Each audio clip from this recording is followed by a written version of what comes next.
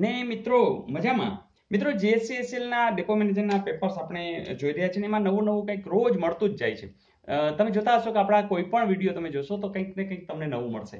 તો મિત્રો આજે દરરોજ નવું શીખવાની વાત, દરરોજ આગળ વધવાની વાત, મિત્રો આમ નહીં ખબર પડે, કારણ કે આમ કોઈ મીટર નથી આવતું. પણ હા, એકાદ પરીક્ષા દેશો તોય ખબર નહીં પડે, પણ હા રિઝલ્ટ આવશે ને ત્યારે ખબર પડશે કે અન્ય કેટલાય વિદ્યાર્થીઓ રહી ગયા હશે અને તમે આગળ હશો. તો મિત્રો આપણું આ કામ બહુ લાંબા ગાળાનું છે, પણ હા છે નક્કર.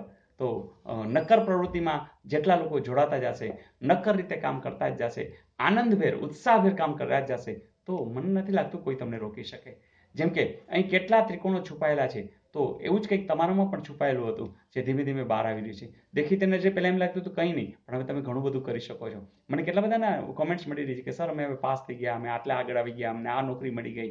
અમારા ધરમભાઈ જે સામાણી છે એમને પણ હમણાં નોકરી મળી ગઈ અમરેલીમાં. કહેવાની વાત એ છે કેટલા લોકો તો આગળ આવતા જ જઈએ છે. તો વાત આટલી જ છે. અમારે જ્યોતિબેન છે ચાવડા સ્કૂલમાં, સોરી ચોટીલા છે એ સ્કૂલમાં લાગી ગયા. તો દરેક લોકો આગળ વધી રહ્યા છે. તો મને જેમ જેમ કોમેન્ટ્સ આવે એમ મને ખબર પડે છે. તો મિત્રો આનંદ સાથે આ વાત કેવી છે કે આપણા અનેક એનડીસી પરિવારના વિદ્યાર્થીઓ ખૂબ આગળ વધી રહ્યા છે. આવો તમે પણ હવે પરીક્ષા નેક્સ્ટ આવે છે એમાં તમે પણ આગળ હશો. હા, તમારે બધા વિડીયો જોવાના છે અને એટલે જ જરા ઉતાવળ કરજો, કારણ કે ચૂંટણી આવી છે, આપણા માટે સમય મેળવ્યો છે. આપણે નિરાશ નહીં થઈ આગળ રહેતા રહીશું તો જરૂરથી આગળ આવી જશું. મિત્રો આ આકૃતિને ફરીથી દોરીએ.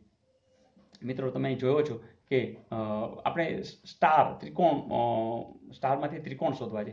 ત્રિકોણને મિત્રો હું આ એક કલ્પનાથી જોડું છું કે હું એ ટપકું કરું ને ત્યાંથી એક આમ બે લાઈન જાય છે અને ક્યાંક જોઈન્ટ થાય છે, તો થાય છે કે નહીં? તો એક ટપકું કરું છું, ચલો અહીંયા તો જોજો અહીંથી આમ લાઈન જવી જોઈએ, તો આ છે બે જાય છે અને અહીં જોડાય છે, એટલે આ એક. પછી અહીંયા જો ટપકું કર્યું, આ બે. પછી અહીંયા એક આમ ને એક આમ અને આ જોડાય છે, 3 4 છે અને 5.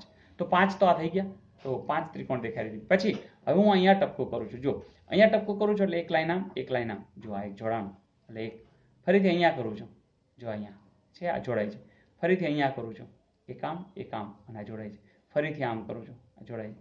ફરીથી હું અહીંયા કરું છું, અહીંયા આમ અને આમ. તો મિત્રો તમે કહેશો કે હા સર 5 એ અને બીજા 5 1 2 3 4 ને 5, તો 5 ને 5 10. તો 10 જવાબ બિલકુલ સાચો છે. તો જેનો 10 જવાબ આવતો હતો એ બિલકુલ સાચો છે. તો આ પણ પૂછાયેલું, અગાઉ પણ મેં આ સમ કદાચ મૂક્યો હતો, પણ ધારો કે નવા છો તો આવડી જવો જોઈએ. જોઈએ નેક્સ્ટ. મિત્રો અહીંયા કેટલા ચોરસો છુપાયેલા છે. તો આમાં આપણે અગાઉ વાત કરી હતી કે મિત્રો જ્યારે અહીંયા આ રીતે ધારો કે આટલી જ વાત હોય કે જેમ કે અહીંયા 3 3 3 આવી રીતના ચોરસ હોય, તો આ કેવી રીતના શોધાય? મેં તમને વાત કરી હતી કે 3નો વર્ગ વત્તા 2નો વર્ગ વત્તા 1નો વર્ગ. જો 3 તેરી 9 વત્તા 4 વત્તા 1 એટલે કે કેટલા થયા? 9 ને 10 ને 14 થયા. હવે એ જ વસ્તુ ધારો કે વધીને 4 છે અહીંયા, બરાબર? તો આપણે શું કરવાનું છે? તો એમાં 4નો વર્ગ ઉમેરી દઈએ. 4નો વર્ગ વત્તા 3નો વર્ગ, આટલો તો સરવાળો ખબર જ છે, તો 14 છે. તો 4નો વર્ગ 16 અને 14 એટલે કેટલા થઈ ગયા? 30. એટલે કે આ આકૃતિ જે હતી એમાં તો 30 છે જ. હવે તમે કહેશો સર એક વચ્ચે આમ આવ્યું, બરાબર ને? તો કેટલા થઈ જશે? 31. પણ મિત્રો મને લાગે છે કે એ પેપરની અંદર પ્રિન્ટિંગ મિસ્ટેક હતી, કારણ કે મારી પાસે એ પેપર હતું અને એમાં આટલું જ આપ્યું છે, પણ ખરેખર 31 નહીં. તમે પણ કહેશો કે સર આ નાના નાના 4 નહીં આવે?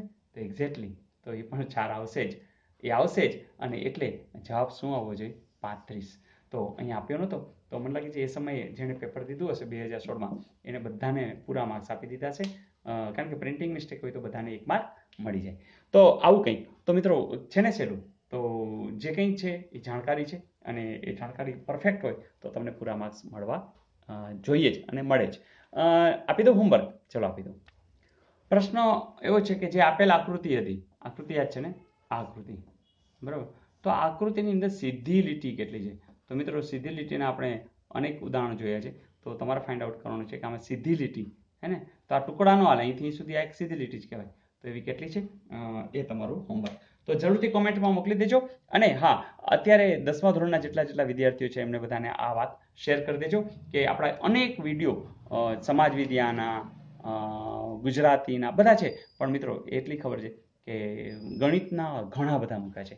તો ગણિતથી જ વિદ્યાર્થીઓ બહુ ગભરાટ ધરાવતા હોય છે. તો આવો ગણિતના તમામ વિડીયોઝ આપણે એને બતાવીએ, આપણે એને શીખવાડીએ કેમ ચેનલ સબસ્ક્રાઇબ કર્યું, ક્યાંથી વિડીયો જોવા, પ્લેલિસ્ટ ક્યાંથી, કેવી રીતે STD10 એ બધું સમજાવતા રહેશું. તો મને લાગે છે કોકને ફાયદો થઈ જશે. તો હજી મંગળવાર પરીક્ષા છે, તો આવો બધાને હેલ્પ કરીએ. હોમવર્ક જે લાસ્ટ આપેલું એ પણ જોઈ લેશું ને. ચલો જોઈ લઈએ. મિત્રો આવો એક પ્રશ્ન આપ્યો હતો કે 40 બાળકોની એક હરોળમાં સોહન જમણી બાજુથી 14મો છે. મિત્રો આ હરોળ છે અને જમણી બાજુથી અહીંયા સોહન છે, બરાબર. એનો અર્થ કે અહીંયા 13 જણા હોય અને આ 14મો હશે, બરાબર ને. તો ડાબી બાજુથી તેનું સ્થાન કેટલામું હશે? મિત્રો ટોટલ કેટલા છે? 40 છે, એમાં 14 તો થઈ ગયા ને, તો અહીંયા કેટલા હશે? 26 હશે કે નહીં? તો 26 અને 14, તો 26 ને 14 40 થઈ ગયા. તો જો અહીંયા 26 હોય તો હવે તમે આનાથી જુઓ તો 26 પછી આ કેટલામું આવે? તો કે 27મું. તો જવાબ શું હશે? તો એનું સ્થાન ડાબી બાજુથી, મતલબ આ ડાબી બાજુથી જો ગણતરી કરશો તો એનું સ્થાન કેટલામું હશે? 27મું. તો જે લોકોએ 27મું કર્યું છે એમનો જવાબ બિલકુલ સાચો છે. અને આવા જ પ્રશ્નો અગાઉ પૂછાયેલા, હજુ પણ પૂછાય છે અને હવે નેક્સ્ટમાં પણ પૂછાવાના છે. તો મિત્રો સ્યોરિટી સાથે જઈએ, પેપરમાં જે પૂછવું હોય તે પૂછે, કારણ કે આપણે NDC પરિવારના છીએ, તો એની મજા કંઈક ઓર છે. અને એ મજા આપણે કરતા રહીશું, સાથે રહીને કરતા રહીશું, બધાને જોડતા રહીશું, આનંદ કરાવતા રહીશું. અને હા, તમે કોમેન્ટ્સ દ્વારા, દરેક વિદ્યાર્થીઓ પણ વાંચતા હોય છે, તો કોમેન્ટ્સ જરૂરથી લખતા રહેજો અને અમને પણ આનંદ કરાવતા રહેજો. Wish you all the best. આવજો.